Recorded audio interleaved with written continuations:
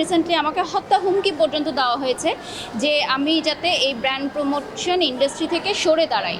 আসলে উদ্যোক্তাদের মধ্যে যেমন দণ্ড রয়েছে, ব্র্যান্ড প্রমোটার্সদের মধ্যেও কিন্তু দণ্ড রয়েছে। হ্যাঁ, এখন এটা অনেকে ক্যামেরার সামনে বলবে, আবার অনেকে বলবে না, কিন্তু এটা কিন্তু আমরা সবাই জানি এবং এটা খুব স্বাভাবিক। আমাদের বাঙালিদের স্বভাব হচ্ছে একে অন্যের ভালো আমরা সহ্য করতে পারি না। যেমন আপনারা দেখবেন যে উদ্যোক্তারা যদি একটু ভালো করে তাদের পেছনে লেগে যায় অন্য উদ্যোক্তারা, আবার ব্র্যান্ড প্রমোটারও সেম।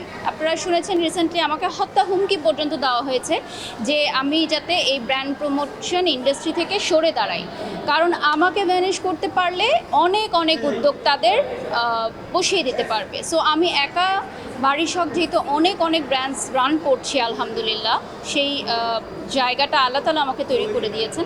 সো আমার মনে হয় সৃষ্টিকর্তা ছাড়া কেউ আমাকে এই জায়গা থেকে সরাতে পারবে না, কারণ এটা আমার তকদির যে আমি এই জায়গায় এসেছি। সো আমার জন্য সবাই দোয়া করবেন।